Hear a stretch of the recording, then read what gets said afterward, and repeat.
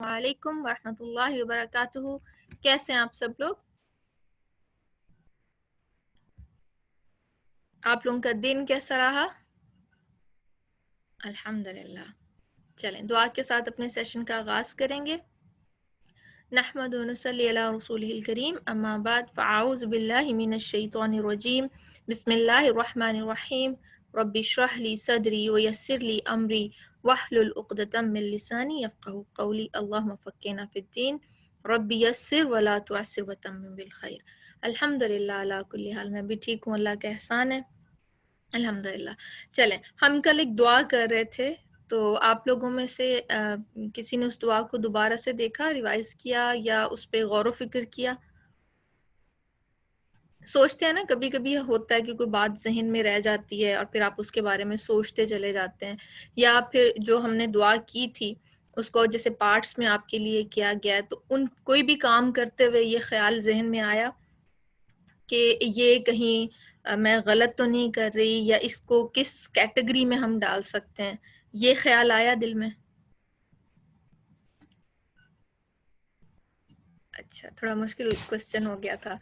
चलें कोई बात नहीं। शऊर को बेसिकली दुआएं जब शऊर के साथ हम मांगते हैं ना, शऊर को बेदार करके, एक तो होता है ना कि हम वर्बली इतने यूज टू हो जाते हैं उन दुआओं को कहने की, हमें आदत पड़ जाती है, और एक होता है हम मांगते हैं।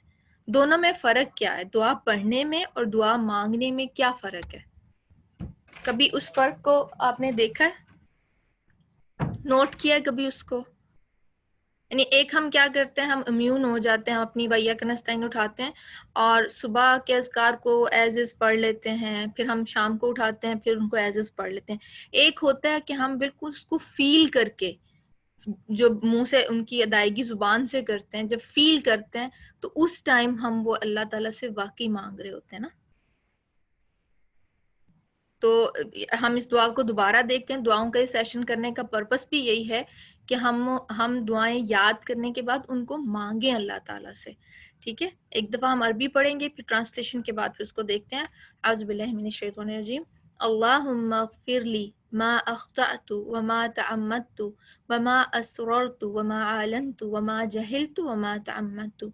ऐ अल्लाह, मेरे उन गुनाहों को माफ़ फरमा जो मैंने गलती से किए और जानबूझकर किए, और जो छुप कर किए, और जो इलानिया तौर पर किए, और नादानी में किए, और जो जानते बूझते किए।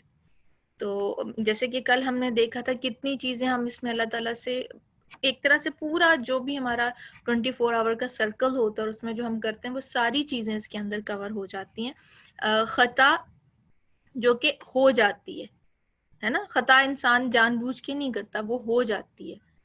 तो उसमें क्या है, जो ऑटोमेटिक अनइंटेंशनली कोई ऐसा एक्ट हो गया इंसान से जो कि नहीं होना चाहिए था, लेकिन गलती तो है फिर भी, तो अल्लाह ताला से क्या कहा जा रहा है? हमेशा गफरा का मतलब आप याद रख लें कि जब भी हम अल्लाह ताला से बख्शिश मांगे, गफरा मगफरत का सवाल करें, तो कौन सी दो चीजें आएंगी उसमें? अब तक याद हो जानी चाहिए थी। कौन सी दो चीजें गफरा में आएंगी? सतर ज़म व तजावुज़ अन, गुनाह को छुपा देना, ढांप देना, और फिर उससे तजावुज करना, इसको दरगुजर करना, उसको ऐसे देखना कि हुआ ही नहीं। तो जो जानबूझ के गलती से सॉरी हो गए, खता हो गई इंसान से, तो उसमें क्या है, उसको भी अल्लाह ताला माफ करें। वमा तअम्मदतु, और जो जानबूझ कर किए। तो कल भी मैंने आपसे क्वेश्चन किया था कि कोई इंसान ऐसा काम करता है जो उसका पता है कि नहीं करना और वो जानबूझ के करता है? कोई हम ऐसा काम करते हैं, हम या कोई और, ये कुछ भी हो जाता है ना, बहुत सारा कुछ हो जाता है, गिबत। और फिर देखें जो माएँ हैं, हम कितना पढ़ते हैं ना हदीस में भी कि शफकत से बच्चों के साथ पेश आएं, रहम दिली का सब जो है उनके साथ मामला करें। लेकिन माँ जब गुस्से में आती तो क्या करती है? और फिर हम ये भी पढ़ते हैं हदीस में कि चेहरे पे नहीं मारना चाहिए, तो माएँ क्या करती हैं? गुस्से में आती एक मुंह पे लगाती हैं, ऐसे करती है ना, खास तौर पे जो न्यू मदर्स होती हैं। आप कभी ऑब्जर्व नहीं कीजिएगा, हम शायद अपना वो भूल चुके हों, लेकिन ये ऐसे होता है, तो वो भी गलती तो है ना। अच्छा, उसके बाद गीबत है, फिर और बहुत सारी ऐसी चीजें हम अपनी डेली रूटीन में ऐसे करते हैं कि जो इंटेंशनली हमसे हो जाती है। ठीक है, تو اللہ تعالیٰ سے کیا ہے کہ اللہ تعالیٰ ان سے بھی ہمیں جو ہے درگزر کرے. وما اسررت، اور چھپ کر کیے. چھپ کر کون سے گناہ کرتا ہے انسان؟ جو کہ ہم نہیں چاہتے کہ کسی کو پتہ چلے. صحیح. تو جب وہ کسی کو پتہ نہیں چلے تو اللہ تعالیٰ سے کیا ہے کہ اللہ سبحانہ تعالیٰ ان کو بھی جس طرح دنیا میں چھپا کے رکھا ہے، اللہ تعالیٰ ان کو آخرت میں بھی چھپا کے رکھیں. جی گیجٹس پہ جو ڈفرینٹ سائٹس کو ایکسپلور کرنا، جو چیزیں نہیں دیکھنی چاہیے ان کو دیکھنا، ایسا مٹیریل جو پڑھنے کے قابل نہیں ہے اور ہمیں فیلنگز آ رہی ہیں کہ ہمیں نہیں پتہ چلنا چاہیے، پڑھنا چاہیے، اس کو پڑھ لینا. یا کسی کے جو ہے ایسے تجسس میں کسی کی چیزوں کو دیکھ لینا، جان بوجھ کے جا کے اس کو ایکسپلور کرنا، تو یہ ساری چیزیں آ جاتی ہیں. ما اعلنت، اور اعلانیہ طور پہ کیے. جیسے مثال کے طور پہ ہمیں پتہ ہے کہ اللہ تعالیٰ نے عورت کو ڈھکا چھپا رہنے کا حکم دیا ہے، تو کیا کہہ دیتے ہیں لوگ؟ پردہ کہاں کا ہوتا ہے؟ دل میں ہے یا آنکھ میں ہے یا جیسے بھی ہے.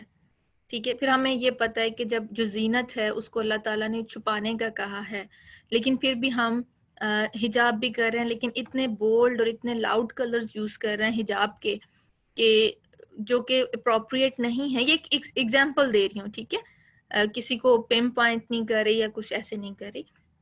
تو اس میں اگر ہم تھوڑا سا کانشیس ہو جائیں، اور اس طرح پھر اور بہت سارے لوگ، جیسے ہمیں پتہ ہے کہ چوری منع ہے، شراب پینا حرام ہے، لیکن بہت سارے لوگ اس ایڈکشن کو نہیں چھوڑ پاتے ہیں اور انہیں پتہ ہوتا ہے. تو جی لیکنگ بکٹس جو ہیں، بالکل. تو ان ساری چیزوں کو کیا ہے اعلانیہ طور پہ جو انسان کرتا ہے، لیکن جب وہ اللہ تعالیٰ سے بخشش کا سوال کرتا ہے تو اس امید پہ کرتا ہے کہ اللہ تعالیٰ ان کو بھی معاف کر دے گا. وما جہلت، اور جو نادانی میں کیے، زمانہ جاہلیت میں، یعنی جب ہمارے پاس علم نہیں تھا. بعض دفعہ ہوتا ہے نا انسان جب لا علم ہوتا ہے تو بہت ساری غلط چیزوں کو بھی لاجکس کے ساتھ کہتا ہے کہ ہاں یہ درست ہے، اس کی کوئی سینس نہیں بنتی، پھر عقل پہ اس کو پرکھنا شروع کر دیتے ہیں نا. تو وہ جو گزر گیا، اللہ تعالیٰ اس کو بھی جو ہے ہم سے معاف فرمائے. اور پھر دوبارہ کیا، وما تعمدت، اور پھر جو جان بوجھ کر ہم کر دیتے ہیں. ہمیں پتہ ہے کہ غصہ نہیں کرنا چاہیے، لیکن دن میں ہم بہت دفعہ غصہ کر جاتے ہیں. ہمیں پتہ ہے کہ کسی کو برا بھلا نہیں کہنا، ہم کہہ جاتے ہیں. ہمیں پتہ ہے کہ نماز کا وقت جو ہے وہ اول وقت جو ہے وہ افضل ترین ہے، پسندیدہ ترین ہے، ہم جو ہے وہ کر جاتے ہیں. ہم جانتے ہیں کہ فجر کے بعد نہیں سونا چاہیے، لیکن ہم رات کو اتنی دیر سے سوتے ہیں کہ فجر کے بعد ہم دوبارہ سو جاتے ہیں، یا جو ہے وہ اذکار پراپر نہیں کر پاتے، یا اپنی جو بھی روٹین ہے جس کو ہم کرنا چاہتے ہیں اور نہیں کرتے. وہ ساری چیزیں جو ہیں وہ اللہ تعالیٰ ہم سے درگزر فرمائے. اور بڑی اس دعا میں ساری چیزیں جو ہیں ہماری کور ہو جاتی ہیں.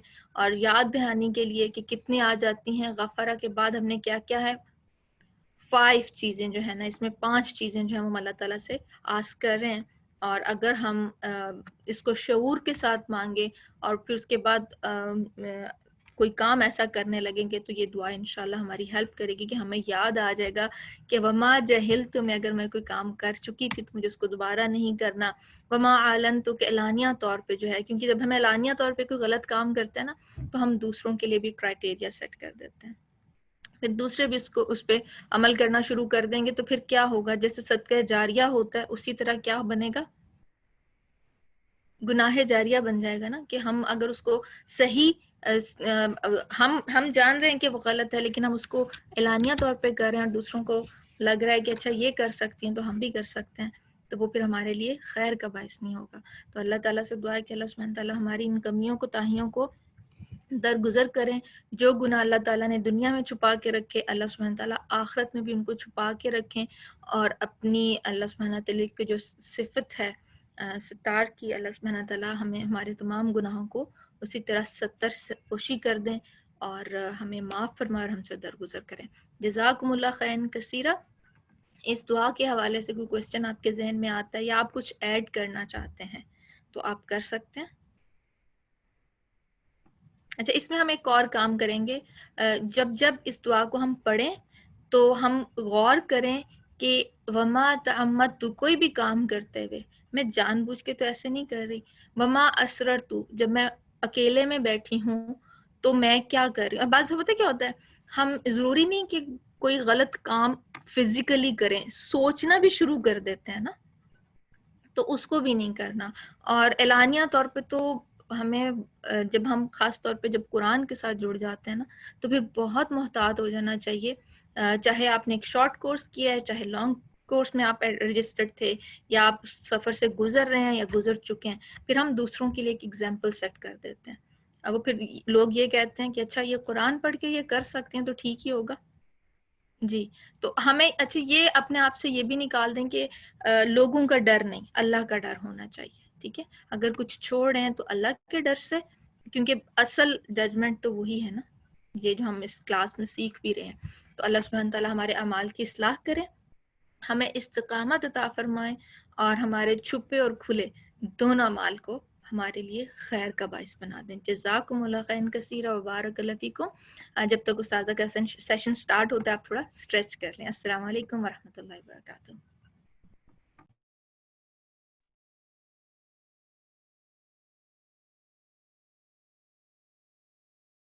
الله أكبر الله أكبر الله أكبر لا إله إلا الله.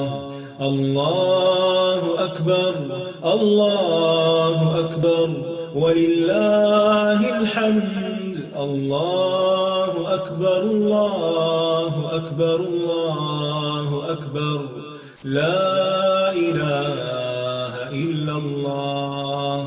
الله أكبر الله أكبر ولله الحمد. الله أكبر الله أكبر الله أكبر لا إله إلا الله. الله أكبر الله أكبر ولله الحمد. الله أكبر الله أكبر الله أكبر لا إله إلا الله. الله أكبر الله أكبر ولله الحمد. الله أكبر الله أكبر الله أكبر لا إله إلا الله. الله أكبر الله أكبر ولله الحمد.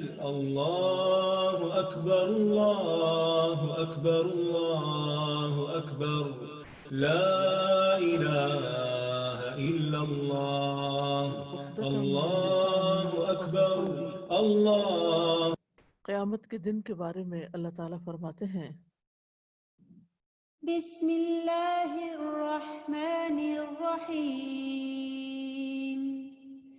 لا اقسم بیوم القیامہ ولا اقسم بالنفس اللوامہ ایحسب الانسان ان لن نجمع عظامہ بلى قادرين على أن نسوي بنانه بل يريد الإنسان ليفجر أمامه يسأل أيان يوم القيامة فإذا برق البصر وخسف القمر وجمع الشمس والقمر يقول الإنسان يومئذ أين المفر كلا لا وزر إلى ربك يومئذ المستقر. نہیں میں قیامت کے دن کی قسم کھاتا ہوں، اور نہیں میں بہت ملامت کرنے والے نفس کی قسم کھاتا ہوں. کیا انسان یہ سمجھتا ہے کہ بے شک ہم کبھی اس کی ہڈیاں اکٹھی نہیں کریں گے؟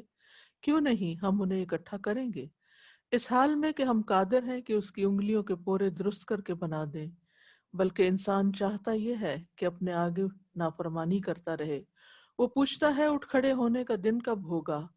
پھر جب آنکھ پتھرا جائے گی اور چاند گہنا جائے گا اور سورج اور چاند اکٹھے کر دیے جائیں گے، اور انسان اس دن کہے گا کہ بھاگنے کی جگہ کہاں ہے، یعنی ان ساری مشکلات سے نکلنے کا کوئی راستہ ہے؟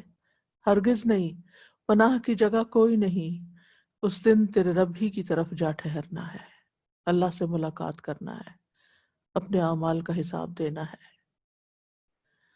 تو ہم پڑھ رہے تھے حساب کتابی کے بارے میں کہ کس کس طرح مختلف لوگوں کا حساب ہوگا اور کیا سوال پوچھے جائیں گے، اور پھر یہ کہ آج ہم انشاءاللہ دیکھیں پھر گے کیا ہے کہ کہ بیماریاں ہو سکتی ہیں، جہنم میں تو ان داخل سب ہونے چیزوں سے سے کیا ہے پہلے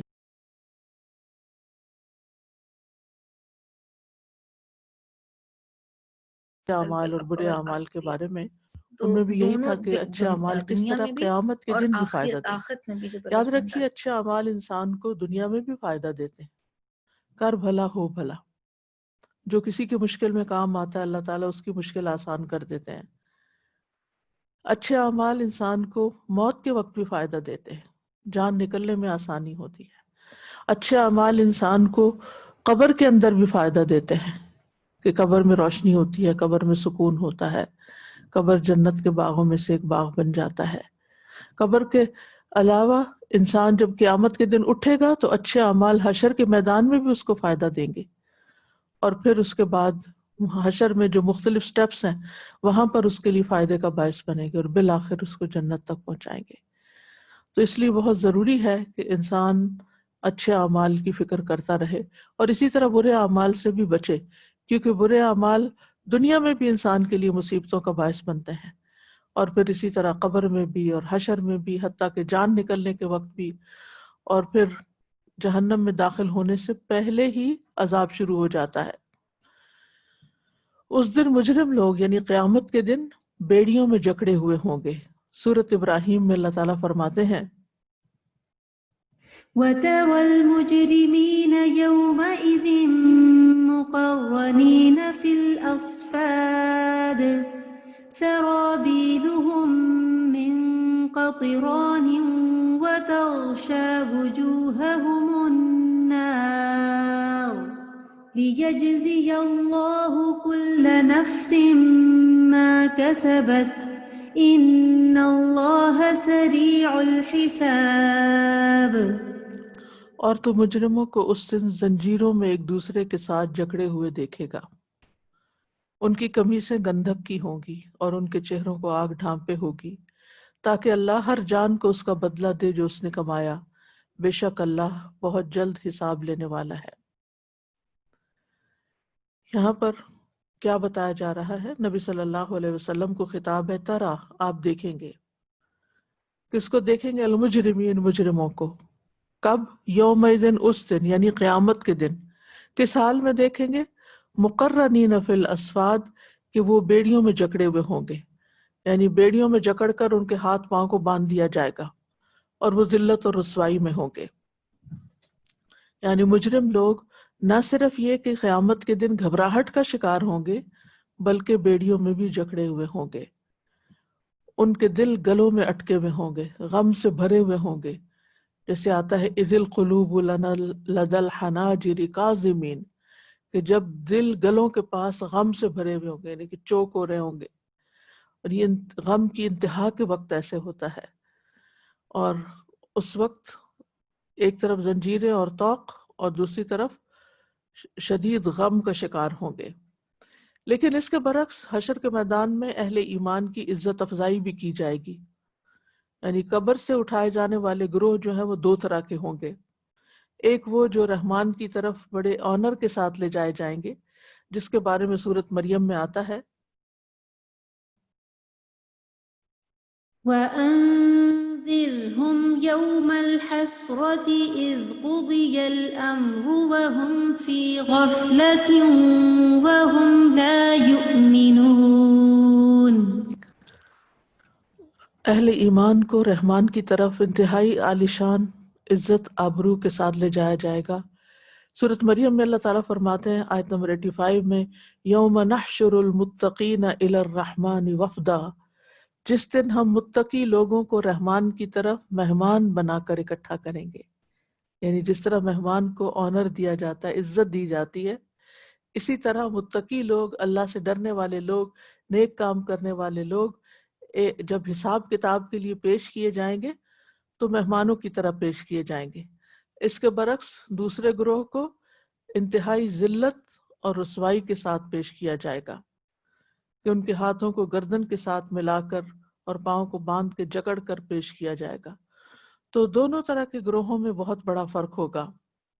کچھ کو عزت دی جائے گی، ویلکم کیا جائے گا، رحمان کے عرش کے سائے میں رکھا جائے گا، باوقار طریقے سے لایا جائے گا، ایک ڈیلیگیشن کے طور پر۔ وفد کہتے ہیں ڈیلیگیشن، جیسے بادشاہوں کے ڈیلیگیشن آتے ہیں تو ان کو کتنا پروٹوکول دیا جاتا ہے، تو یہ لوگ بھی اسی طرح قیامت کے دن اللہ سبحانہ وتعالیٰ کے حضور جب پیش کیے جائیں گے تو پورے احترام کے ساتھ اور ہر دہشت اور خوف سے وہ امن میں ہوں گے۔ لیکن اس کے برعکس مجرم انتہائی خوف، دہشت اور غم کا شکار ہوں گے۔ تو دونوں میں بہت بڑا فرق ہے۔ اس آیت کا جو پہلا حصہ ہے یہ قیامت کے دن سے متعلق ہے، لیکن دوسرا جس میں پھر ان کے جسم پر جو تارکول کے کپڑے ہوں گے اور جہنم میں یعنی شعلے ان پہ چھا رہے ہوں گے، یہ جہنم سے متعلق ہے۔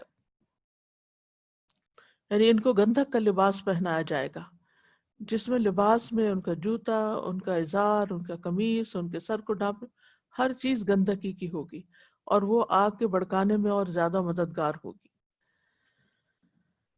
اور پھر اسی طرح یہ گناہوں کا بوجھ بھی اپنے سر پہ اٹھائے ہوئے ہوں گے، یعنی قیامت کے دن سورۃ الانعام آیت نمبر 31 میں آتا ہے قد خسر الذين كذبوا بلقاء الله حتى إذا جاءتهم الساعة بغتة قالوا يا حسرتنا على ما فرطنا فيها وهم يحملون أوزارهم على ظهورهم ألا ساء ما يزرون۔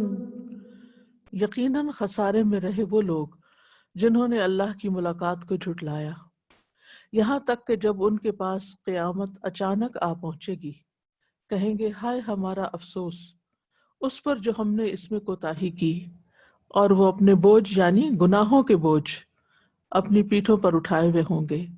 سن لو برا ہے وہ بوجھ جو وہ اٹھائیں گے۔ اور اس کی مثال کیا ہے؟ جیسے جس شخص نے زمین سے ایک بالشت بھی کسی کی ظلمن لے لی، یعنی کسی کی زمین پہ جو صرف ایک بالشت کے برابر اس ظلم سے اس کو ہتھیا لیا، تو قیامت کے دن اللہ تعالیٰ اسے 7 زمینوں کو توق ڈالیں گے۔ اس قسم کے بوجھ ہوں گے جو اپنے اوپر اٹھائے ہوئے ہوں گے۔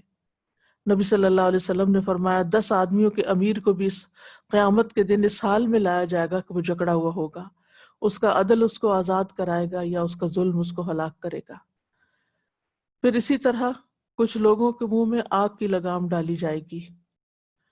فرمایا جس شخص سے علم کی کوئی بات پوچھی جائے اور وہ اسے چھپائے تو قیامت کے دن اس کے منہ میں آگ کی لگام دی جائے گی۔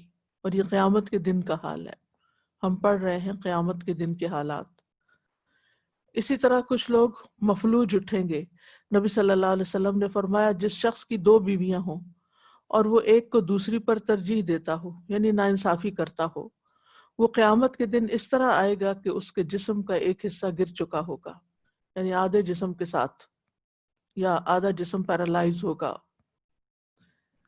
اسی طرح گندگی پھیلانے والے کا انجام نبی صلی اللہ علیہ وسلم نے فرمایا جس شخص نے قبلہ رخ تھوک دیا، وہ قیامت کے دن یعنی نماز میں اگر اس کو ضرورت پیش آئی تو اس نے سامنے ہی تھوک دیا، تو وہ قیامت کے دن اس حال میں آئے گا کہ اس کا تھوک اس کی دونوں آنکھوں کے درمیان پیشانی پر ہوگا اور اسی چہرے کے ساتھ سب کے بیچ میں ہوگا۔ پھر قیامت کے دن بھوک محسوس کرنے والے، نبی صلی اللہ علیہ وسلم نے فرمایا دنیا میں زیادہ پیٹ بھر کے کھانے والے قیامت کے دن سب سے زیادہ بھوکے رہیں گے۔ پھر خبیث چیز صدقہ کرنے والے کا انجام۔ عوف بن مالک کہتے ہیں کہ رسول اللہ صلی اللہ علیہ وسلم نکلے اور آپ کے ہاتھ میں ایک عصا تھا، سوٹی، لاٹھی۔ ایک آدمی خشک اور خراب قسم کی کھجور مسجد میں لٹکا کے چلا گیا تھا۔ کھا لیں یہاں کے رہنے والے، جو اصحاب صفہ ہوتے تھے جن کا اپنا کوئی گھر بار نہیں تھا۔ آپ صلی اللہ علیہ وسلم کھجور کے خراب خوشے پر عصا مارنے لگے، یعنی آپ نے وہ لاٹھی لی اور کھجوروں کے اوپر مارنا شروع کر دی۔ پھر آپ نے فرمایا اگر یہ صدقہ کرنے والا چاہتا تو اس سے عمدہ قسم کی کھجور دے سکتا تھا، بلا شبہ قیامت کے دن یہ صدقہ کرنے والا ایسی ہی خراب کھجور کھائے گا۔ یعنی جو کسی کو جیسا جس کے ساتھ برتاؤ کریں گے، جو جس کو دیں گے وہ اپنے ہی سامنے آئے گا۔ پھر لوگوں کے لیے پل بنے ہوئے لوگ ہوں گے کچھ۔ رسول اللہ صلی اللہ علیہ وسلم نے فرمایا ٹیک لگا کر نہ کھانا، چھنے ہوئے آٹے کی روٹی نہ کھانا، مسجد میں کوئی جگہ مقرر نہ کرنا تاکہ اسی میں ہی نماز پڑھی جائے، اور جمعہ کے دن گردنیں نہ پھلانگنا، ورنہ یعنی یہ جمعہ کے دن گردنیں پھلانگنے کے بارے میں بات ہو رہی ہے کہ بعض لوگ دیر سے آتے ہیں اور پھر اگلی صف میں جاتے ہیں اور وہ لوگوں کی گردنوں کے اوپر سے پھلانگتے پھلانگتے آگے پہنچتے ہیں، ورنہ اللہ قیامت کے دن تجھے لوگوں کے لیے پل بنا دے گا۔ مطلب یہ کہ لوگ اس کے اوپر سے چڑھ کے آگے جا رہے ہوں گے، روند رہے ہوں گے اس کو، یعنی وہ اسی طرح اس کے اوپر بھی پاؤں رکھے جائیں گے جس طرح وہ لوگوں کے اوپر پاؤں رکھ رکھ کے یہ ٹھوکریں مار کے وہ آگے جاتا تھا، کیونکہ جیسا عمل ویسی ہی سزا۔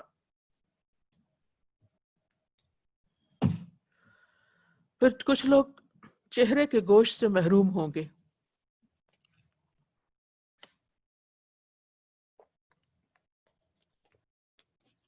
نبی صلی اللہ علیہ وسلم نے فرمایا ایک شخص لوگوں سے مانگتا رہتا ہے یہاں تک کہ وہ قیامت کے دن اس حال میں آئے گا کہ اس کے چہرے پر گوشت کا ٹکڑا تک نہ ہوگا، بالکل ہڈیاں ہی ہڈیاں صرف ہوگا۔ تو آپ دیکھیں کہ جب چہرہ جھلس جاتا ہے اور گوشت سارا ہٹ جاتا ہے، آپ نے کبھی ایسے مردوں کی تصویریں دیکھی ہوں گی جن کا سارا گوشت جھڑ چکا ہو، کتنی بھیانک تصویر ہوتی ہے صرف ڈھانچے کی، کھوپڑی کی۔ اسی طرح کچھ کا چہرہ زخمی ہوگا، نوچا ہوا ہوگا۔ نبی صلی اللہ علیہ وسلم نے فرمایا جس نے محتاج نہ ہونے کے باوجود سوال کیا، یعنی ضرورت نہیں تھی بس ویسے ہی مانگنے کی حرص، تو قیامت کے دن اس کا سوال چہرے پر خراش اور زخم کی صورت میں اور نوچے ہوئے چہرے کی کیفیت میں ظاہر ہوگا۔ عرض کیا گیا اللہ کے رسول محتاج نہ ہونے کی حد کیا ہے؟ فرمایا 50 درہم یا اس کی قیمت کے برابر سونا، یعنی جس کے پاس اتنا مال ہو اور پھر وہ اپنا مال بڑھانے کے لیے لوگوں سے مزید پیسے مانگے تو یہ اس کے لیے ذلت کا باعث ہوگا قیامت کے دن۔ رسول اللہ صلی اللہ علیہ وسلم نے ایک اور جگہ فرمایا، مسند احمد کی روایت ہے، مانگنے والے کے چہرے پر قیامت کے دن خراشیں ہوں گی، اس لیے جو چاہے اپنے چہرے کو بچا لے۔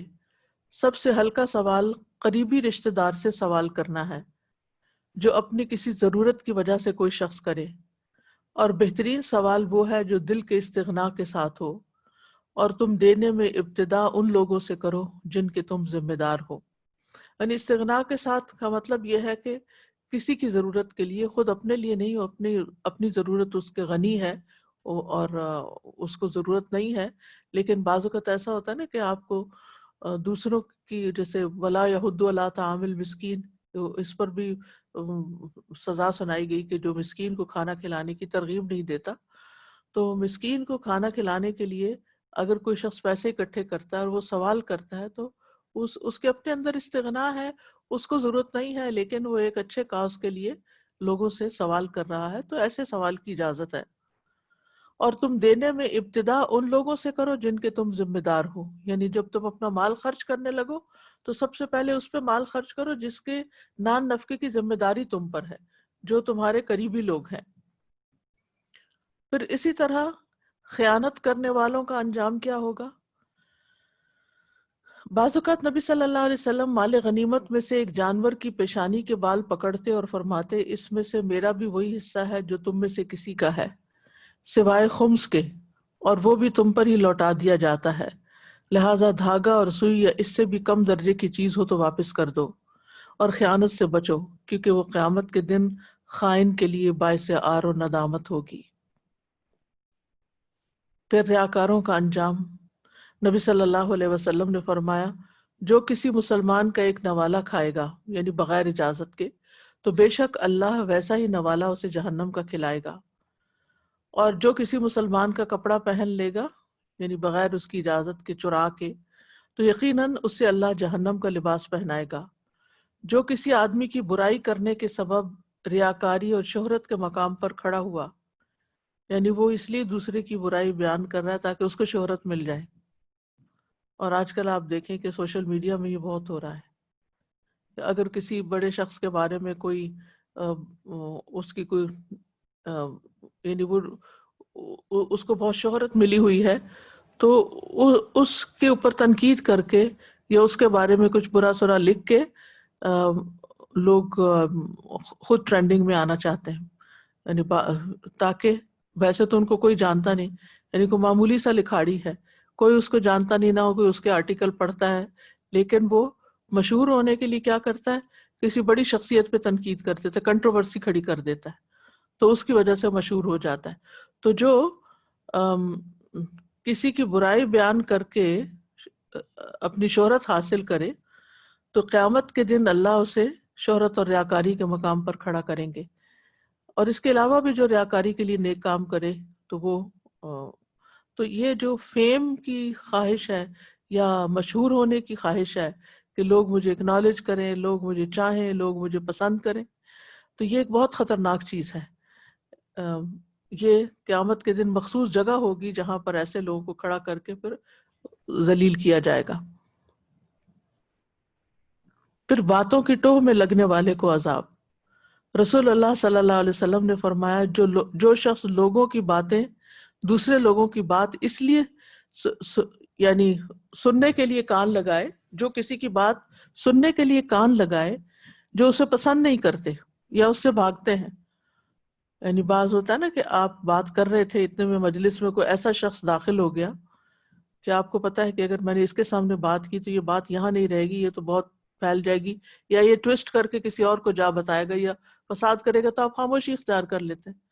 جب وہ شخص دیکھتا ہے کہ کوئی بات نہیں ہو رہی تو وہ پھر واپس نکل جاتا ہے اور جا کے دروازے کے پیچھے کان لگا کے سنتا ہے کہ اچھا اب کیا باتیں ہو رہی ہیں اور وہاں سے کچھ پک کر کے پھر فتنہ فساد کرتا ہے.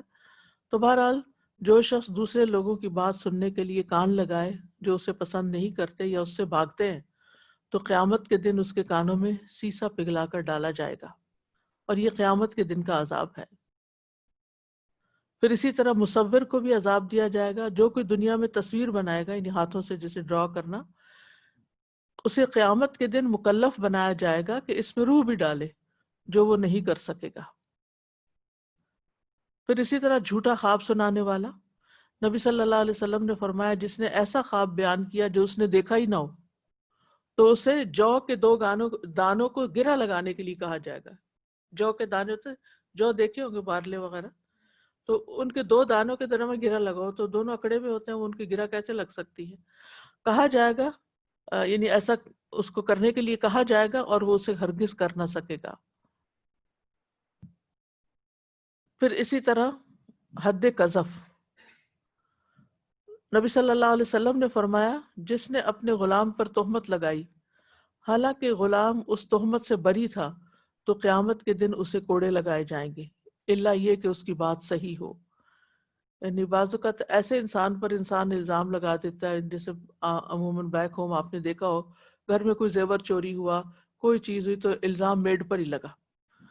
اب ایسے لوگ بیچارے اپنی غربت کے مارے اور اپنی کمزوری کے باعث دوسروں کا ظلم سہتے ہیں بعض اوقات حالانکہ قصور ان کا نہیں ہوتا خود ہی رکھ کے کہیں بھولے ہوئے ہوتے ہیں اور جب نظر نہیں آئی چیز پہلی بدگمانی یہ فلاں نے چرایا ہوگا اور پھر اس کو بلا کے جو تفتیش اور پڑتال کرتے ہیں جس ذلت آمیز طریقے سے اور پھر بعض لوگ تو پولیس کے حوالے کر کے اس سے پٹواتے ہیں اور وہ زیور جو ہے وہ کہیں اور سے نکل آتا ہے یا کسی اور بڑے نے چرایا ہوتا ہے یعنی گھر والوں میں سے یہ کسی نے.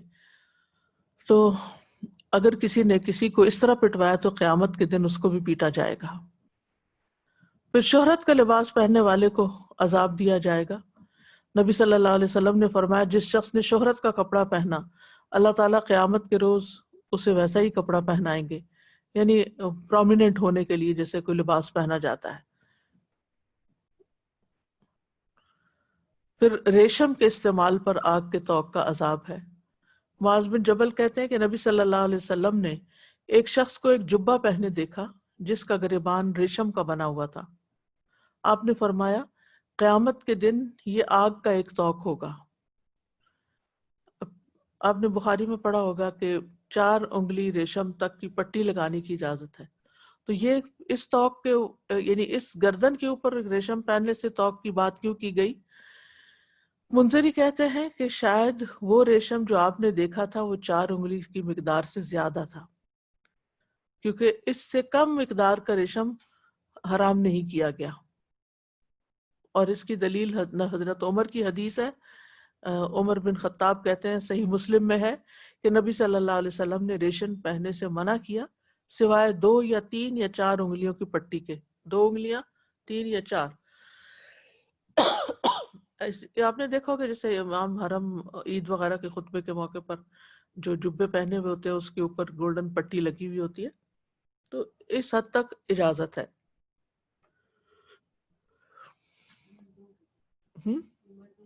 یہ مردوں کے لیے، عورتوں کے لیے نہیں۔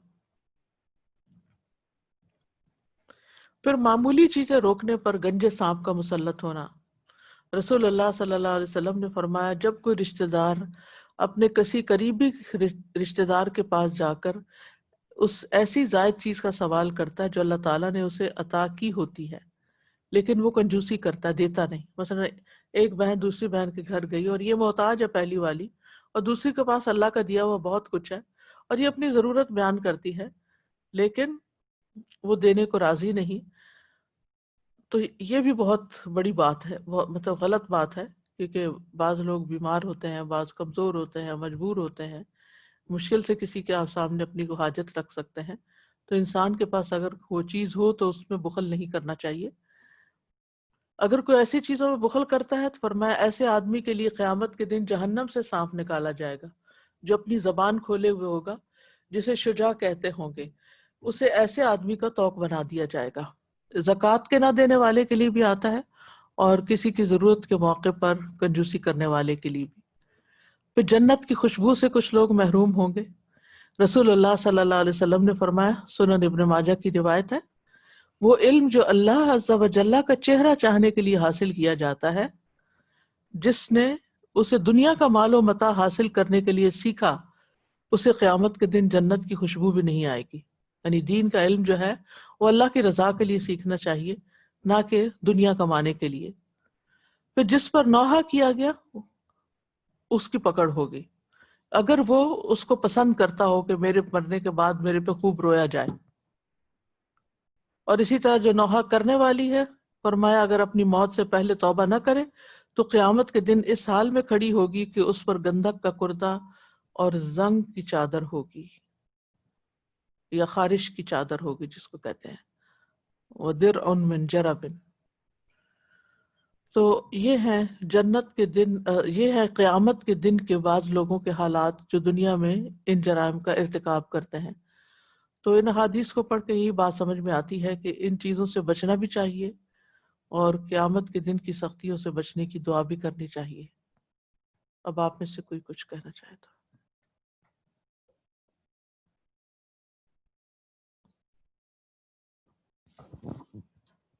السلام علیکم استاذہ، کوشچن تھا کہ جو ایک جگہ ایسے لوگوں کو سزا دی گئی کہ ان کے چہرے پہ گوشت نہیں ہوگا جو سوال کرتے ہیں دوسروں سے، تو فار ایگزامپل اگر ہم مطلب ہم افورڈ کر سکتے ہیں کوئی چیز لیکن ہمارے پاس نہیں ہے، کوئی گیجٹ، کوئی مشینری اپنے کسی ہمسائے سے لیتے ہیں یا نیبر سے مانگتے ہیں یوز کرنے کے لیے، تو استعمال کرنے کے لیے وقتی طور پر، تو جیسے کوئی مہمان آ گئے، آپ کو کراکری چاہیے، آپ کو کوئی چیز چاہیے، اس کی ممانعت نہیں ہے۔ یہ اس کی ممانعت ہے جو اپنا مال بڑھانے کے لیے یا اپنے پیسے بچانے کے لیے انسان دوسروں سے لیتا ہے۔ ضرورت پڑنے پر تو وہ یمنعون الماعون جو آتا ہے کہ ضرورت کی معمولی چیزیں بھی روکتے ہیں، تو وہ ضرورت کے وقت مانگنے میں بھی کوئی حرج نہیں اور دینے والے کو روکنی بھی نہیں چاہیے۔ صحیح، کیونکہ مجھے لگا جیسے شاید اس طرح کے لین دین سے بھی ممانعت ہے ہمارے، نہیں، ایسے لین دین یہ تو ممانعت ان دا سینس یعنی یہ تو پسندیدہ انسان کو وقتاً فوقتاً ضرورت، کیونکہ ہر انسان جتنی بھی کوشش کر لیں مکمل نہیں ہو سکتا، کہیں نہ کہیں کوئی کمی رہ جاتی ہے. ٹھیک ہے، جزاک اللہ. کیونکہ بعض اوقات جلدی ہوتی ہے کہ اب کون مارکیٹ جائے، بعض اوقات کوئی لانے والا نہیں ہوتا اور عین اس وقت ایمرجنسی کریٹ ہوئی بھی ہوتی ہے، اس میں کوئی حرج نہیں. السلام علیکم استاذہ. وعلیکم. استاذہ مجھے یہ پوچھنا تھا کہ شوہ اور کنجوسی میں کیا فرق ہے؟ شوہ کنجوسی تو یہ ہے کہ جیسے مال کو روک لینا، اور شوہ جو ہے وہ دل کی تنگی ہے جس میں انسان معاف نہ کرے، یعنی مال بھی روکے اور معافی بھی روکے. ٹھیک ہے. شح کا مطلب ہوتا ہے کہ دل کے اندر اس کی گھٹن ہے اور کسی کے ساتھ کوئی خیر کرنا ہی نہیں چاہتا. ہاں، جو دل کی تنگی سے بچا لیا گیا. استاذہ جی میں اس کے مجرمین کے چین اس میں بیڑیوں میں آئیں گے. تو استاذہ جی دنیا میں جیسے ہم بات کر رہے تھے نا اس دن کے جیل میں بہت سارے لوگ ایسے ہوتے ہیں جو غلط وقت پہ غلط جگہ پہ تھے، ان کا کوئی قصور نہیں ہے اور وہ وہاں پر ہے، لیکن وہاں پہ ایسے سب جو ہیں وہ فری ہوں گے ان ساری چیزوں سے. اب اصل مجرم ہیں جو جی ہاں چینز کے ساتھ آ رہے ہیں. استاذہ جی یہاں پر یہ جو مصنف اور مصور کی جو بات ہوئی کہ وہ تصویریں بنانے والے کے اوپر بھی گناہ ہے، تو یہ جو ہم تصویر بناتے ہیں اس سے جو ہر وقت سیلفی یا کوئی چیزیں بلا ضرورت تو وہ بھی نہیں بنانی چاہیے، لیکن وہ تو ایک مشینی عمل ہے. ہاتھ سے ڈرا کر کے یہ کہنا کہ میری وہ ہے تخلیق ہے، تو اللہ کی تخلیق کی برابری ہے نا، اس لیے.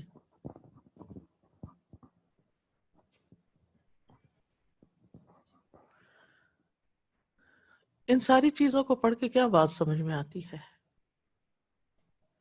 ہم سمجھتے ہیں کہ بس قیامت کا دن ہوگا، ہلا گلا ہوگا، بس ادھر سے بچ کے ادھر سے ادھر پار نکل جائیں گے. لیکن یہ ہے کہ یہ ساری چیزیں جن کا ذکر ان احادیث میں آیا ہے یہ کہیں نہ کہیں معاشرے کے اندر دکھائی دیتی ہیں، اور لوگ ان پہ توبہ بھی نہیں کرتے، کیونکہ توبہ کریں تو چھوڑ ہی دیں ان کو، کنٹینیوسلی کرتے جاتے ہیں. جی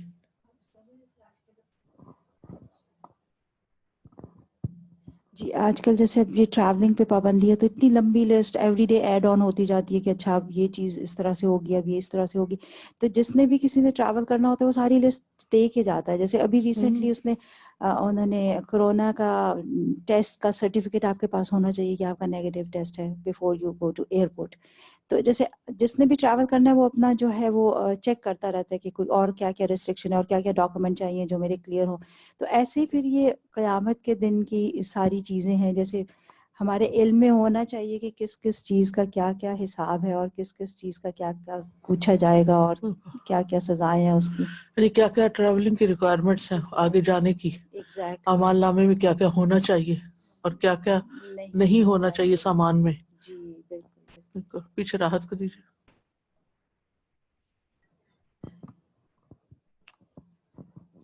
استاذہ مجھے لگ رہا تھا آپ نے بھی کہا نا کہ احوال، یہ جتنے بھی احوال ہم پڑھ رہے ہیں اچھے یا برے، یہ ہماری زندگیوں کو، اس وقت کی زندگیوں کو ریفلیکٹ کریں. یہاں معاف کرنا، یہاں پہ کسی سے احسان کرنا، یہاں کسی پہ رحم کرنا، وہ سب وہاں اجر کا سبب نظر آ رہا ہے. اسی طرح وائس ورثہ جو کچھ یہاں پر ہم کہیں حق مار رہے ہیں یا ایز اے لیڈر یا جو بھی ہمارے اوپر ذمہ داری ہے اس میں جو کمی ہے وہ وہاں پہ کمی نظر آتی ہے. استاذہ ہم سورہ صافات مکمل کر رہے تھے کہ آج ہم نے، تو اس میں اتنی دفعہ آیا انا کذالک نجزی المحسنین، میرا خیال ہر حضرت ابراہیم کے ساتھ 2 دفعہ آیا اور باقی سب انبیاء کے ساتھ 1 دفعہ وہ آیت آئی. تو میں یہ سوچ رہی تھی کہ استاذہ دنیا میں احسان کرنا یا محسن بننا بہت مشکل کام ہے، لیکن یہ جنت کے وعدے اور یہ جنت کی بشارتیں اور جس طرح اللہ سبحانہ تعالیٰ اسپیشل سلوک بعض لوگوں سے کر رہے ہیں، تو جب یہ ذہن میں رہیں تو اللہ توفیق دے کہ ہم واقعی احسان کرنے والوں میں سے بن جائیں. اور اللہ سبحانہ تعالیٰ ان انبیاء کے قصے سنا کے ہمیں موٹیویٹ کرتے ہیں کہ اگر محسن، اگر دنیا میں رہتے ہوئے ہم بھی ان کے نقش قدم پہ چلیں تو ہم بھی اس کیٹیگری میں آ سکتے ہیں. It is doable, it is very tough, لیکن اللہ توفیق دے کہ یہ کر بھی سکتے ہیں. اور پھر رزلٹ نظر آ رہا ہے کہ سبحان اللہ کیا وی آئی پی ٹریٹمنٹ ہے بعض لوگوں کے ساتھ. اللہ ہمیں ان میں شامل فرما دے. استاذہ جی ایک روزمرہ کی چیزیں بالکل.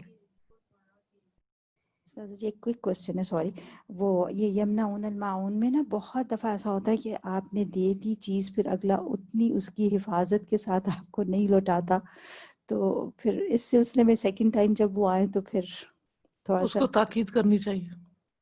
جیسے تھوڑا سا آپ ریلکٹنٹ ہوتے ہیں کہ پتہ نہیں پچھلی دفعہ یہ ہوا تھا اب کیا ہوگا، تو صحیح. جزاک اللہ. اس کو پکڑ جو امانت میں خیانت کرے، لوٹائے نہ. قیامت کے دن کی حسرتیں. سورۃ مریم آیت نمبر 39 میں فرمایا وَأَنذِرْهُمْ يَوْمَ الْحَسْرَةِ إِذْ قُضِيَ الْأَمْرُ وَهُمْ فِي غَفْلَةٍ وَهُمْ لَا يُؤْمِنُونَ. اور انہیں پچھتاوے کے دن سے ڈرائیں جب ہر کام کا فیصلہ کر دیا جائے گا اور وہ سراسر غفلت میں ہیں، اور وہ ایمان نہیں لاتے، یعنی مان کے ہی نہیں دیتے، غافل ہیں. لیکن قیامت کے دن پھر کچھ کر نہیں پائیں گے، ریگریٹس ہی ریگریٹس ہوں گی. سورۃ زمر میں آتا ہے کہ انسان کا قیامت کے دن عذاب دیکھ کے حسرت کرے گا.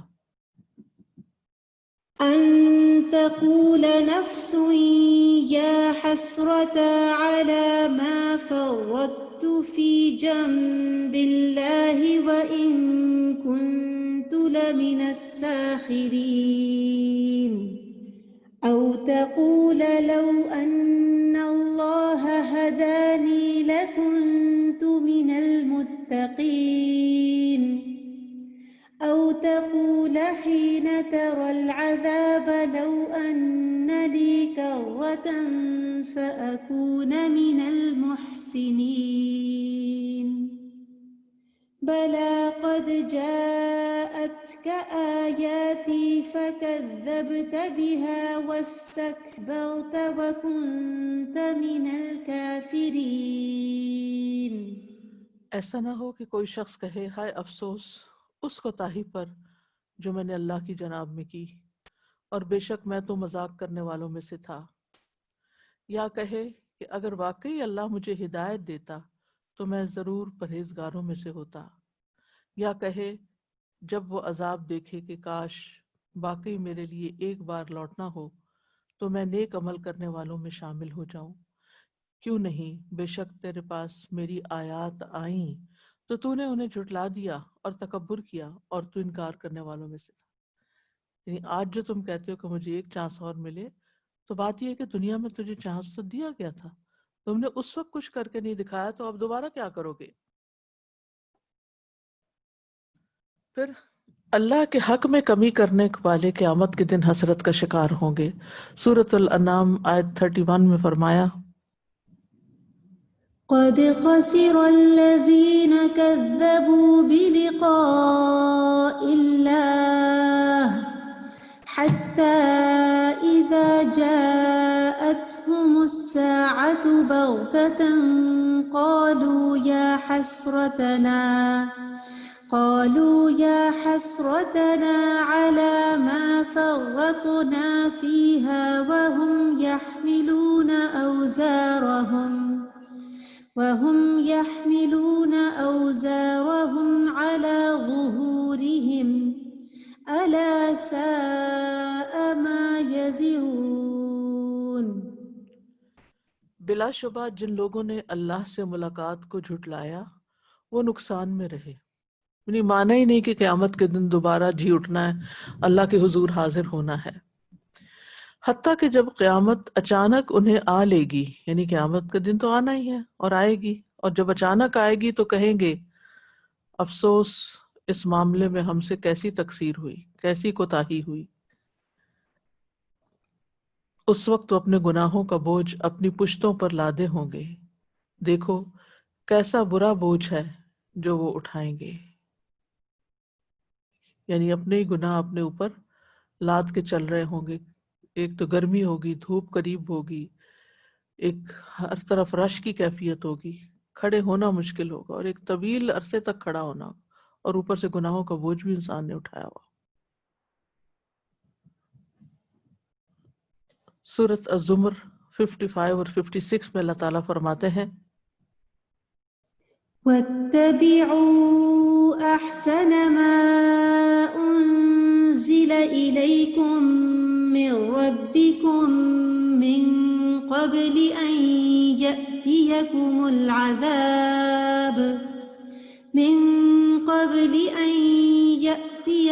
العذاب بغتة وأنتم لا تشعرون أن تقول نفس يا حسرة على ما فرطت في جنب الله وإن كنت لمن الساخرين. اور اس سب سے اچھی بات کی پیروی کرو جو تمہارے رب کی جانب سے تمہاری طرف نازل کی گئی ہے، اور وہ کیا؟ قرآن. اس سے پہلے کہ تم پر اچانک عذاب آ جائے، یعنی جو قرآن میں پڑھتے ہو اس کو فالو بھی کرو، اور تم سوچتے بھی نہ ہو. ایسا نہ ہو کہ کوئی شخص کہے ہائے افسوس اس کوتاہی پر جو میں نے اللہ کی جناب میں کی، اور بے شک میں تو مذاق کرنے والوں میں سے تھا. یعنی کبھی کسی چیز کو سیریس لیا ہی نہیں تھا، تو دین کے ساتھ بھی مذاق ہی کرتا رہا. واقعی کچھ لوگوں کا اتنا نان سیریس ایٹیٹیوڈ ہوتا ہے کہ اگر ان کے سامنے کوئی اللہ کی بات بھی کی جائے تو اس میں سے بھی کوئی لطیفہ بنا لیتے ہیں، اس کو کسی ایسی طرح موڑ دیتے ہیں کہ وہ بات ہی ختم ہو کے رہ جائے. تو اس سے پہلے کہ قیامت کا دن آ جائے اور انسان کو پشیمانی ہو، شرمندگی ہو، انسان کو پہلے ہی تیاری کر کے رکھنی چاہیے. اور وہ تیاری کیا ہے؟ وَاتَّبِعُوا أَحْسَنَ مَا أُنزِلَ إِلَيْكُم مِّن رَّبِّكُم، کہ اس سب سے اچھی بات کی پیروی کرو جو تمہارے رب کی طرف سے تم پر نازل کی گئی ہے. اس دن کافر کو بھی بہت حسرتیں ہوں گی. سورۃ النبا میں آتا ہے إنا أنذرناكم عذابا قريبا يوم ينظر المرء ما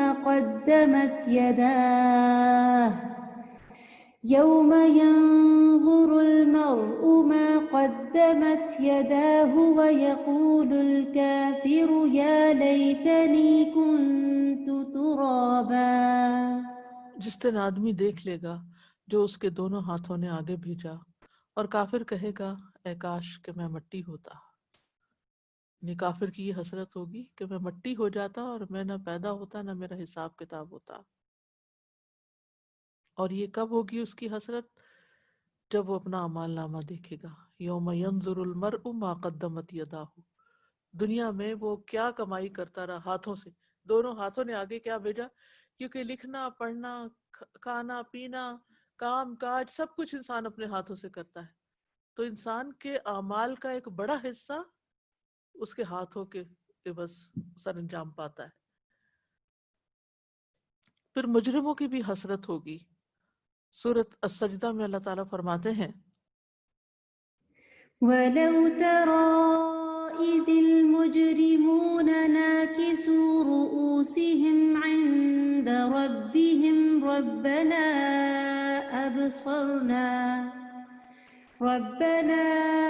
أبصرنا وسمعنا فارجعنا نعمل صالحا إنا موقنون.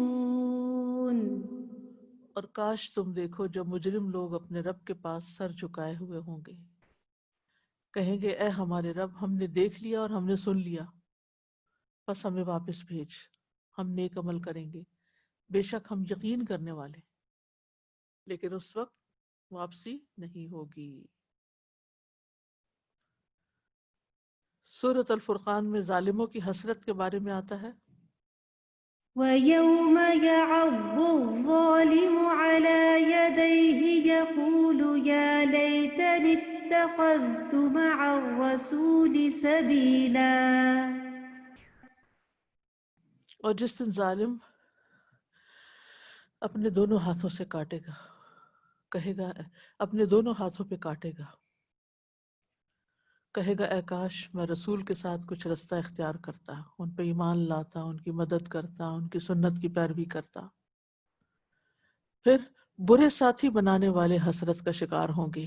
سورۃ الفرقان میں آتا ہے يا ويلتى ليتني لم أتخذ فلانا خليلا.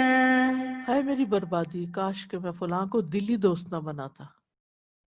کیونکہ انسان کے دل کا جو دوست ہوتا ہے وہ پھر ہر وقت دل میں اس کا خیال ہوتا ہے، اور پھر اس طرح اگر وہ انسان اچھا نہیں تو جو کچھ وہ کہتا ہے وہ انسان کرنے کو تیار ہو جاتا ہے، اور اس طرح اپنی دین دنیا دونوں کا نقصان کرتا ہے.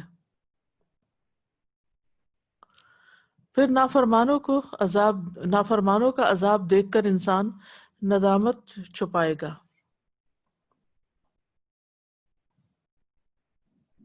سورۃ یونس میں اللہ تعالیٰ فرماتے ہیں ولو أن لكل نفس ظلمت ما في الأرض لافتدت به وأسروا الندامة لما رأوا العذاب وقضي بينهم بالقسط وهم لا يظلمون.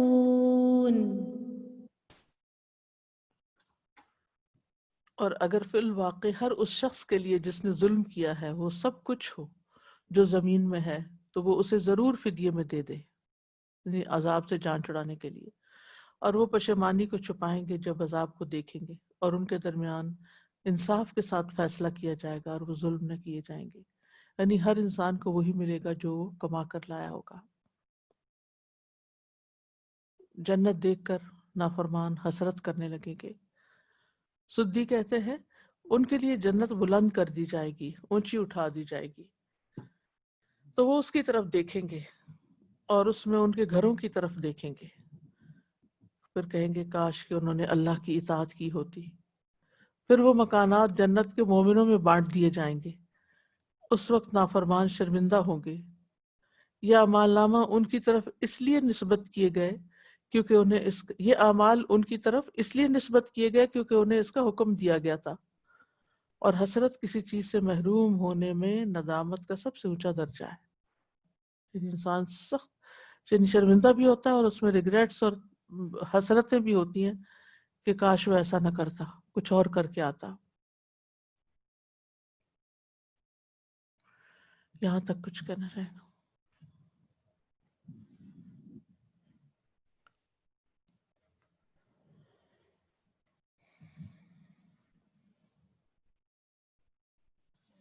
تازہ جی یہ جو بار بار اچانک آنے کی بات ہے نا، اس میں مجھے خیال آ رہا تھا کہ ایون دنیا کی آفتیں بھی اچانک ہی آتی ہیں، جیسے کوئی ایک دم سے طوفان آ گیا یا کچھ، ابھی جیسے وہاں پہ بھی ہوا ہے ریسنٹلی جو دھماکہ، لیکن پھر اس کی ریپلیسمنٹ ہے جیسے ود ان منتھس یا ڈیز یا چلے 1 سال میں 2 سال میں واپس پھر سیٹل ہو جیسے جاتا ہے. ہیروشیما ہے، برباد ہو کے دوبارہ بن گیا. جی ہاں، لیکن یہ والی جو اچانک آنے والی ہے پھر اس کے بعد کوئی اس کے بعد تو کچھ بھی بن نہیں سکتا، ہو نہیں سکتا.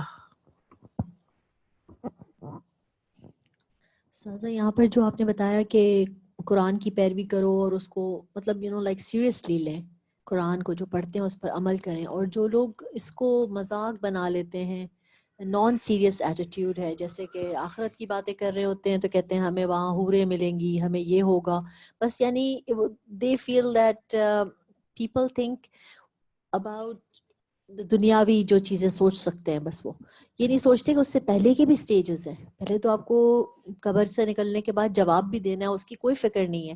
وہاں کیا ملے گا، کہتے ہیں اچھا جہنم میں سارے ساتھ ہوں گے تو وہاں بھی بہت مزہ آئے گا اگر ہم سب ایک ہی جیسے ساتھ سارے ہوں گے. آئی مین لائک ہاؤ کین یو سے دیٹ کہ اگر جہنم میں ہیں اور وہاں سارے اکٹھے ہیں تو we will have a picnic there kind of thing. I mean اتنا نان سیریس ایٹیٹیوڈ ہے کہ اس بات کو سمجھ، جو شعور ہوتا ہے نا انسان کا، ایمان ہی درست نہیں نا. ایمان ہی درست نہیں، اس کو مذاق بنا لیا ہے کہ جہاں بھی ہوں گے ساتھ ہوں گے تو وی ول ہیو فن. اب یہ جتنی مرحلے گزرے ہیں نا، ان میں مسلمان اور کافر برابر ہیں. یعنی مسلمانوں میں سے اگر کوئی ایسا کرتا ہے تو اس کی بھی پوچھ ہو سکتی ہے، اور کفار میں سے جو کریں گے تو ان کا بھی حساب ہوگا. تو یہاں اس مسئلے کو بھی تھوڑا سا ڈسکس کر لیتے ہیں اگلے ٹاپک پہ جانے سے پہلے، میزان کے بارے میں پڑھنے سے پہلے، کہ کفار کا حساب ہوگا یا نہیں. تو اس بارے میں امت کے علماء میں اختلاف پایا جاتا ہے. بعض کہتے ہیں کہ ان کا کفر ہی ان کو جہنم میں لے جانے کے لیے کافی ہے، اور بعض علماء نے کہا ہے کہ ان کا حساب کتاب کیا جائے گا، ان سے حساب مانگا جائے گا، سوال کیا جائے گا، اور پھر اس کے بعد ان کو جہنم کی طرف لے جایا جائے گا. اور بعض کہتے ہیں کہ جب ان کے اعمال ضائع ہو چکے تو ان سے سوال کرنے اور حساب کرنے کا کیا فائدہ، اور پھر بھی اگر ان کا محاسبہ کیا جائے گا اور ان سے سوال کیے جائیں گے تو کیوں کیے جائیں گے. تو اس بارے میں جو ترجیحی بات ہے وہ یہی ہے کہ کفار سے بھی حساب لیا جائے گا، سوال کیے جائیں گے، ان کے اعمال تولے جائیں گے. مثلاً سورۃ صافات میں آتا ہے وقفوهم إنهم مسئولون، اور انہیں ٹھہراؤ، بے شک یہ سوال کیے جانے والے ہیں. تو اس سے کیا پتہ چلتا ہے کہ کفار سے بھی سوال کیا جائے گا. سورۃ القصص میں آتا ہے ويوم يناديهم فيقول ماذا أجبتم المرسلين، اور جس دن وہ انہیں آواز دے گا یعنی کفار کو، پھر کہے گا تم نے رسولوں کو کیا جواب دیا تھا. کچھ نصوص ایسی بھی ہیں کہ جن سے پتہ چلتا ہے کہ کفار سے سوال نہیں کیا جائے گا. سورۃ القصص میں یہ آتا ہے قال إنما أوتيته على علم عندي أولم يعلم أن الله قد أهلك من قبله من القرون من هو أشد منه قوة وأكثر جمعا ولا يسأل عن ذنوبهم المجرمون، اور مجرموں سے ان کے گناہوں کے بارے میں پوچھا نہیں جائے گا. سورۃ الرحمن میں آتا ہے فيومئذ لا يسأل عن ذنبه إنس ولا جان، پھر اس دن نہ کسی انسان سے اس کے گناہ کے بارے میں پوچھا جائے گا نہ کسی جن سے. سورۃ المرسلات میں آتا ہے هذا يوم لا ينطقون ولا يؤذن لهم فيعتذرون، یہ دن ہے کہ وہ نہیں بولیں گے اور نہ انہیں اجازت دی جائے گی کہ وہ عذر پیش کریں. تو اس سے کیا پتہ چلتا ہے کہ بعض مواقع ایسے ہوں گے کہ جب ان سے سوال کیا جائے گا، اور بعض مواقع پر ان سے خاموشی کی شکل میں ناراضگی کا اظہار کیا جائے گا. یعنی سوال بھی ڈانٹ ڈپٹ کے ہوں گے اور خاموشی بھی ناراضگی کی ہوگی. آپ دیکھیں نا کہ دنیا میں بھی ناراضگی کا اظہار دو طرح سے کیا جاتا ہے، بعض اوقات جھڑک ڈانٹ کے اور بعض اوقات خاموشی اختیار کر کے. تو علماء اس طرح ان دونوں طرح کی آیات میں تطبیق کرتے ہیں. یعنی ایک تو یہ کہ کفار سے ڈانٹ پر مبنی سوال ہوں گے، جھڑکا جائے گا ان کو، اور اس لیے نہیں کہ ان سے کوئی جواب لینا مقصود ہے، بلکہ اصل مقصد کیا ہے سوال کا کہ ڈانٹا جائے. اور پھر اللہ تعالیٰ اگر ان سے کلام کرے گا تو رضامندی کا نہیں ہوگا بلکہ ناراضگی کا انداز ہوگا. اور اسی طرح کیونکہ دن 50,000 سال کا ہے تو اس میں کئی مواقع ہوں گے، مختلف حالات ہوں گے. ایسی حالت بھی ہوگی کہ جب لوگ کلام کریں گے اور ایسی حالت بھی ہوگی کہ جب کلام نہیں کریں گے. ایسی حالت بھی ہوگی جس میں سوال پوچھے جائیں گے اور بعض حالات میں سوال نہیں پوچھے جائیں گے. اسی طرح دیگر معاملات بھی ہوں گے. تو ان دونوں باتوں میں کوئی کنٹرڈکشن نہیں ہے. قیامت کے دن کئی طرح کے مواقع اور حالات ہوں گے، کئی طرح کے مواقع اور حالات ہوں گے. یعنی ایک ہی طرح کا دن نہیں ہوگا، اس میں اوپر نیچے ہوں گی چیزیں. تو کہیں سوال پوچھے جائیں گے، کلام بھی کیا جائے گا. کچھ حالات ایسے ہوں گے جن میں نہ سوال کیے جائیں گے نہ کلام کیا جائے گا، اور ان کے منہ پر مہر لگا دی جائے گی، اور نہ ان سے بات کی جائے گی اور نہ ہی وہ بات کر سکیں گے. اسی طرح فرشتوں کو بھی ضرورت نہیں کہ وہ ان کافروں سے ان کے گناہوں کے بارے میں جا کے پوچھے. اب سوال یہ پیدا ہوتا ہے کہ کفار کا محاسبہ کرنے کی حکمت کیا ہے؟ یعنی براہ راست ہی آگ میں کیوں نہیں ڈال دیا جائے گا، ان سے سوال کیوں کیا جائے گا، حساب کرنے کا فائدہ کیا ہے؟ اگر انہوں نے جانا ہی جہنم ہے تو ان کے اعمال کیوں تولے جائیں گے؟ تو بات یہ کہ اللہ کے عدل کا تقاضا ہے، ٹھیک ہے، تاکہ حشر میں کھڑے ہونے والے تمام لوگوں کو اس بات کا علم ہو جائے کہ فلاں شخص کو جہنم میں کیوں ڈالا گیا ہے، اور جانے والا بھی پوری طرح مطمئن ہو کہ میں جہنم ہی کا مستحق تھا، اس لیے ڈالا گیا ہوں۔ حجت تمام ہونا، بالکل ہر شخص کو اس کے کیے اعمال کی سزا کا یقین دلانا۔ سورۃ الملک میں آتا ہے وقالوا لو كنا نسمع أو نعقل ما كنا في أصحاب السعير فاعترفوا بذنبهم فسحقا لأصحاب السعير۔ اور وہ کہیں گے اگر ہم سنتے ہوتے یا سمجھتے ہوتے تو بھڑکتی ہوئی آگ والوں میں شامل نہ ہوتے، بس وہ اپنے گناہ کا اقرار کریں گے، سو دوری ہے بھڑکتی ہوئی آگ والوں کے لیے۔ تو بات یہ ہے کہ جو جہنم میں جائے گا وہ مکمل طور پر اس بات سے مطمئن ہوگا کہ وہ جہنم میں جانے کا ہی مستحق تھا، اور اس پر حجت قائم کر دی جائے گی اور اللہ تعالیٰ کا عدل ظاہر ہو جائے گا۔ سورۃ الاسراء میں آتا ہے وكل إنسان ألزمناه طائره في عنقه ونخرج له يوم القيامة كتابا يلقاه منشورا اقرأ كتابك كفى بنفسك اليوم عليك حسيبا۔ اور ہر انسان کو ہم نے اسے اس کا نصیب اس کی گردن میں لازم کر دیا ہے، اور قیامت کے دن ہم اس کے لیے ایک کتاب نکالیں گے جسے وہ کھلی ہوئی پائے گا۔ پڑھ اپنی کتاب، آج تو خود اپنے لیے بطور محاسب کافی ہے، یعنی خود ہی فیصلہ کر سکتے ہو کہ تم کیا ڈیزرو کرتے ہو۔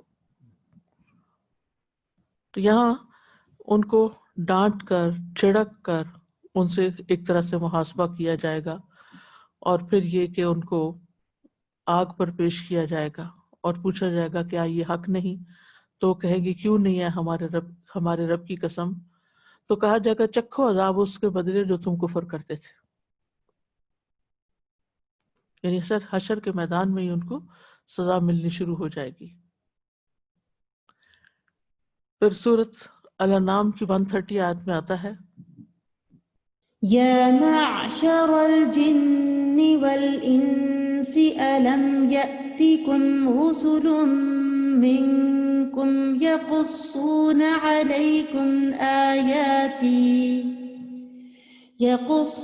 عليكم آياتي وينذرونكم لقاء يومكم هذا قالوا شهدنا على أنفسنا وغرتهم الحياة الدنيا وشهدوا على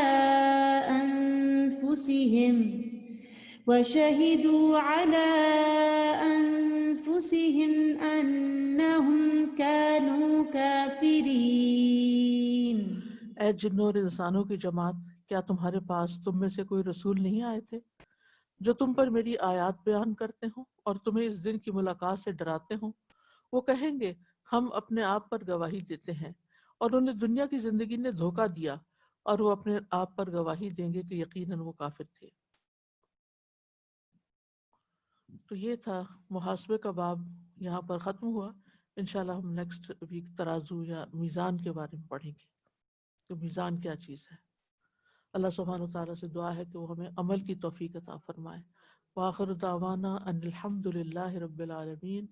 سبحانک اللہم و بحمدک، اشہد ان لا الہ الا انت، استغفرک و اتوب الیک۔ अस्सलामु अलैकुम व रहमतुल्लाहि व बरकातुहू.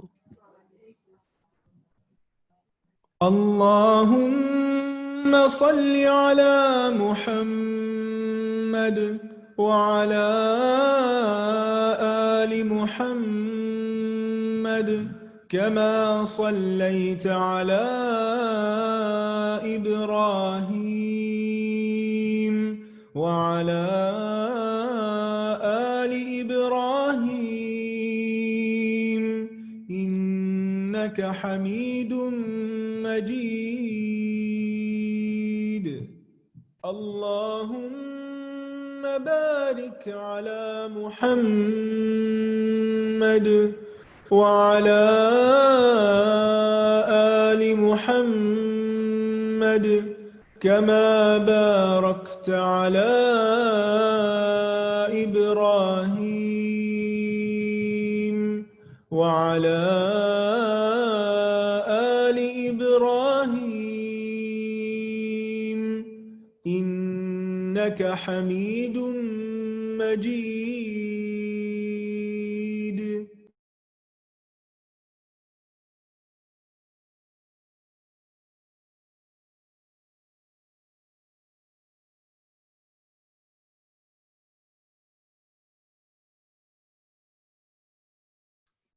السلام علیکم ورحمۃ اللہ وبرکاتہ my dear students.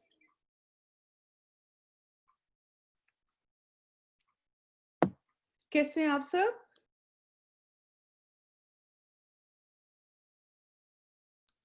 چلیں الحمدللہ کثیرہ.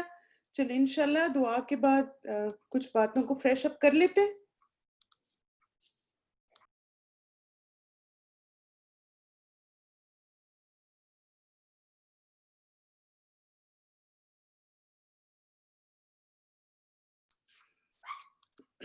نحمده ونصلي على رسوله الكريم اما بعد فاعوذ بالله من الشيطان الرجيم بسم الله الرحمن الرحيم.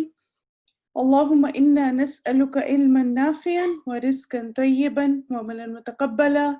اللهم اهد قلبي وسدد لساني واسلل سخيمة قلبي آمین ثم آمین.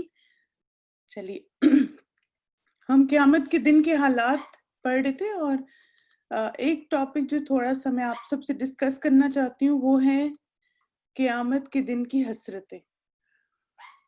اچھا یہ بتائیں کہ انسان کو حسرت یا ریگریٹ کب ہوتا ہے؟ کب ہمیں جیسے ہمیں ہمارے اندر یہ فیلنگ آتی ہے یا مثلا ہم اس چیز کے بارے میں بار بار سوچتے ہیں کاش ایسے نہیں ہوتا، کاش ویسے نہ ہوتا، کاش اس طرح کر لیتے، کاش اس طرح کر لیتے. جب کوئی کمی ہوتی ہے، جب اس کا نقصان ہوتا ہے، ناکامی کے وقت، جب وقت گزر جاتا ہے بالکل، یعنی وہ وقت نہیں when we lose something, when you can't change the situation exactly, when we lose an opportunity, جب کر نہ سکیں. ابھی جب میں استاذہ کو سن رہی تھی نا، استاذہ الحمدللہ ہمیں مختلف آیات پڑھا رہی تھیں اور بتا رہی تھی کہ کیسی ریگریٹس ہیں یا کیسی حسرتیں ہیں. تو اب دیکھیں کہ دنیا میں بھی انسان بہت ساری چیزوں میں کمی کوتاہی ہوتی ہے نا اس کے ساتھ، لیکن دنیا میں کیا ہے کہ اس چیز کو پسند نہیں کیا گیا کہ ایمان والا کچھ بھی اس کے ساتھ اگر ہو تو وہ کاش کہے یا اگر کہے. کیوں؟ کیونکہ اس کا فوکس پھر آخرت ہونی چاہیے. جو دنیا میں بہت زیادہ کاش اور اگر کہتا ہے تو پھر قیامت کے دن بھی اس کو حسرتیں ہوں گی. لیکن جو دنیا میں اللہ تعالیٰ کی رضا میں راضی ہو جاتا ہے تو پھر قیامت کے دن کے ریگریٹس اس کے ختم ہو جاتے ہیں. جیسے آپ دیکھیں نا کہ مثلا ایک چھوٹی سی مثال آپ اس طرح سمجھیں کہ فرض کریں دنیا میں کوئی پیارا چلا گیا نا، اور بعض دفعہ ایسے ہوتا ہے کہ جیسے کچھ ہم سے کہیں کمی ہو جاتی ہے ان کی خدمت میں یا ان کی کیئر میں، تو ہم نا بار بار سوچنا شروع کر دیتے ہیں اچھا میں نے کاش ایسے کیا ہوتا تو شاید ان کی زندگی بڑھ جاتی، ہم فلاں ڈاکٹر کے پاس لے جاتے تو ان کی زندگی بڑھ جاتی. ایسی بہت ساری سوچیں انسان کے دل میں آتی ہے نا. چلیں دل تک رہیں تو کوئی بات نہیں، لیکن ان کو زبان پہ نہ لائیں. اب کیا ہے کہ جس انسان کا قیامت پر بھروسہ ہوتا ہے اور اس کا یقین ہوتا ہے کہ قیامت آنے والی، وہ کیا سوچتا ہے کہ دنیا میں تو ہر انسان کی زندگی ٹیمپرری ہے، میری بھی اور ان کی بھی، اور انشاءاللہ اگر ہم نیکیاں کریں گے، نیک اعمال کریں گے تو اللہ تعالیٰ ہم سب کو قیامت کے دن ملا دے گا. تو دنیا میں بہت ساری حسرتیں ختم ہو جاتی ہیں جب ہم قیامت کے دن کا سوچتے ہیں، لیکن قیامت کے دن پھر ہمارے پاس کوئی آپشن نہیں ہوگا سوائے اس کے کہ پھر انسان کہے گا کاش یہ بھی کر لیتے، وہ بھی کر لیتے. ایک چیز جو مجھے لگتا ہے کہ ہمیں بہت زیادہ جس پر فوکس کرنے کی ضرورت ہے وہ ہے ہماری کمپنی، کیونکہ ایک حسرت انسان کو قیامت کے دن یہ بھی ہوگی. When you forget Allah, you only regret when you remember Allah. بالکل exactly. یعنی اللہ تعالیٰ کی طرف انسان جب رجوع کرتا ہے نا تو سارے ریگریٹس دل سے نکل جاتے ہیں. تو آپ دیکھیں کہ دنیا میں کوئی بھی انسان ایسا کام نہ کرے، یعنی اپنا ہر کام کرنے سے پہلے نا ہم اپنے آپ سے سوال کریں کہ کیا یہ قیامت کے دن میرے لیے حسرت تو نہیں بن، ریگریٹ تو نہیں ہوگا مجھے اس بات پہ کہ میں نے یہ عمل کیوں کیا. اور ایک بات جس کا ہمیں خاص طور پہ دھیان دینا ہے وہ ہے ہماری کمپنی کیسی، ہماری کمپینین شپ کیسی، کیونکہ یہ بھی قیامت کے دن کی حسرتوں میں سے ایک حسرت ہے کہ انسان کہے گا ویلتا لیتنی لم اتخذ فلانا خلیلا، ہائے میری بربادی، کاش میں نے فلاں کو دلی دوست نہ بنایا ہوتا. اچھا یہ بتائیں کہ کیا دوست سے فرق پڑتا ہے ہمارے عمل پہ؟ یعنی میری تو بہت ساری دوستیں ہیں تو مجھے کیا ضرورت ہے فکر کرنے کی اس بات کی؟ بہت زیادہ. اب آپ دیکھیں کہ یہ بھی ڈیپینڈ کرتا ہے کہ آپ کی دوستی مثلاً اس کا فوکس مقصد کیا ہے نا. کچھ دوستیاں جو اللہ کی خاطر ہوتی ہیں وہ تو آپ قیامت کے دن آپ دیکھیں ایسے لوگوں کے درجات بڑھ جائیں گے، لیکن ایسی تمام دوستیاں جو انسان کو اللہ سے دور کر دیں ان پہ حسرت ہوگی. Your good companions will ever be there for the reason for you to enter Jannah. بالکل شاباش. I lost my brother, he was only 21 and still we think I wish we could not opt for operation, he died after operation. بالکل. اب دیکھیں کہ وہی بات ہے کہ اس وقت سوچا کریں کہ this is how it was meant to be، اور اللہ تعالیٰ نے اس کو اتنی زندگی دی تھی.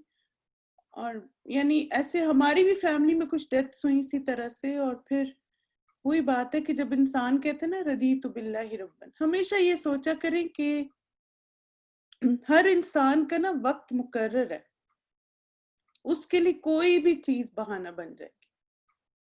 یعنی بعض دفعہ یہ ہوتا ہے کہ گھر میں کسی کی ڈیتھ ہو جاتی ہے اور پھر ہم کہتے ہیں ہائے ہاسپٹل لے جاتے، کیا پتہ بچ جاتا، ایسا ہو جاتا. نہیں، جیسے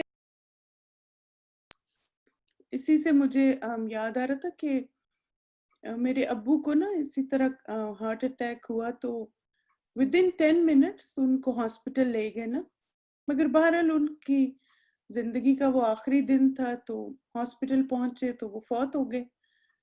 اور میری بھابھی کے بھائی ان کو ہارٹ اٹیک ہوا اور 1.5 آور کی ڈرائیو تھی، اور اتنی ڈرائیو کے بعد ان کو ہاسپٹل لے کر آئے اور ہی سروائیوڈ. تو جب میں یہ دونوں ایگزامپلس دیکھتی ہوں تو میں کہتی ہوں دیکھیں اللہ نے جن کی زندگی رکھی ہوتی ہے کس طرح اللہ سبحانہ تعالیٰ ان کے لیے اسباب بنا دیتے ہیں. یعنی بعض دفعہ ہوتا ہے نا کہ ہم کہتے ہیں اچھا اتنی دیر ہوگی پتہ نہیں بچیں گے، لیکن اللہ نے جس کی زندگی رکھی ہو نا، یعنی آپ سوچیں کہ انسان کو اتنا میسو ہارٹ اٹیک ہو اور وہ 90 منٹس اس کو لگ جائے ہاسپٹل پہنچنے، اور پہنچے اور وہ بچ بھی جائے. لیکن بعض اوقات 10 منٹ میں کوئی پہنچتا ہے اور اس کی زندگی نہیں تو وہ نہیں بچ سکتا. تو لہٰذا جب ہم دیکھتے ہیں نا کہ اللہ تعالیٰ ایسی چیزیں ہمیں دکھاتے ہیں دنیا میں، اور اس کی وجہ کیا ہوتی ہے کہ ہمارا یقین بڑھے موت پہ کہ موت کسی وقت بھی آ جائے گی، اور کوئی بھی چیز بہانہ بن سکتی. بعض دفعہ کرونا ایک بہانہ بن سکتا ہے، بعض دفعہ آپریشن بہانہ بن سکتا ہے، بعض دفعہ کوئی اور چیز بہانہ بن سکتی ہے. یعنی موت کا وقت تو مقرر ہے بالکل. تو اس لیے آپ دیکھیے کہ اور پھر ساتھ ہی یہ کہ جیسے اس وقت انسان ان چیزوں کے بارے میں پریشان ہونے کے بجائے اپنی موت کو یاد کرے اور یہ سوچے کہ یہ سب بھی چلے گئے اور مجھے بھی دنیا سے جانا ہے، اور انشاءاللہ ہمارے نیک اعمال کی وجہ سے اللہ ہمیں جنت میں اکٹھا کریں گے انشاءاللہ. اس لیے آپ دیکھیں کہ ہماری کمپینین شپ اس لیے بھی بڑی ضروری ہوتی ہے. جیسے نا ہم اس اپنے سارے انسیڈنٹ کو ریلیٹ کر سکتے ہیں اچھی کمپنی سے. جیسے مثلاً آپ کا کوئی نقصان ہو گیا, آپ کی فیملی میں کوئی فوت ہو گیا, جب آپ کی کمپنی اچھے لوگوں کی ہوتی ہے تو وہ ہمیشہ آپ کو اللہ کی رضا میں راضی رہنے کی تعلیم دیں گے, وہ موٹیویشن دیں گے, وہ باتیں یاد کروائیں گے. لیکن جو آپ کے دوست دنیا اورینٹڈ ہوتے ہیں تو وہ آپ کو اور زیادہ ڈپریس کرتے ہیں, اور وہ آپ کو کہیں گے اچھا اب اس کا کیا ہوگا, اب یہ کہاں جائے گی, اب بچوں کا کیا ہوگا. یعنی وہ اس طرح کی باتیں کر کر کے اور زیادہ آپ کا غم بڑھا دیتے ہیں, بجائے اس کے کہ اس وقت آپ کو اللہ تعالیٰ کے مزید قریب ہونے کی یہ ریمائنڈر دینا. بالکل. تو اس لیے آپ دیکھیے کہ ہماری جو کمپنی ہوتی ہے نا, اور ہمارے آس پاس جو لوگ ہوتے ہیں, اسی لیے تو ہم اللہ تعالیٰ سے یہ دعا مانگتے ہیں نا, نیک صحبت کی, صالحین کی صحبت کی. تو اس لیے اچھی کمپنی کی دعا مانگیں. اور ایک دعا جو بہت آسان سی ہے انشاءاللہ, تو میں نے سوچا اسی پہ ہم اپنے سیشن کو بھی اینڈ کریں گے, اور وہ کیا ہے, اللہم یسر لی جلیسا صالحا, کہ اے اللہ مجھے صالح دوست عطا فرما. اور جلیسن میں جو ہے وہ دوست بھی آ جاتا ہے, کمپنی بھی آ جاتی ہے. تو آپ اگر یہ دعا اپنی دعاؤں میں شامل کر لیں تو انشاءاللہ اللہ سبحانہ تعالیٰ آپ کو اچھی اور نیک کمپنی عطا فرمائیں گے. تو یہیں پہ اپنا سیشن کنکلوڈ کرتے ہیں. جانے سے پہلے ہمارے سٹار سٹوڈنٹس, الحمدللہ ہمارے صرف آج 5 سٹار سٹوڈنٹس ہیں, اللہ مبارک. کوئز نمبر 10 میں ارما انصاری, یاسمین بانو, شاہدہ احمد, سمیرن سید اور سائمہ ادریس. اللہ سبحانہ تعالیٰ آپ سب کے علم اور عمل میں برکت عطا فرمائے, اور اللہ تعالیٰ سے دعا ہے کہ اللہ سبحانہ تعالیٰ ہمیں دنیا میں ایسے کام کرنے کی توفیق عطا فرمائے جو ہمیں آخرت میں بھی اپنے رب کے سامنے سرخرو کریں اور کامیاب کریں. آمین. چلیے اب آپ لوگوں سے نیکسٹ ویک ملاقات ہوگی. اپنا خیال رکھیے گا. سبحانک اللہم و بحمدک, اشہد ان لا الہ الا انت, استغفرک و اتوب الیک. السلام علیکم ورحمۃ اللہ وبرکاتہ. میں ایک اور دفعہ آپ کو دعا دکھا دیتی ہوں تاکہ آپ اس کا اسکرین شاٹ لے لیں یا لکھ لیں اپنے پاس, ٹھیک ہے.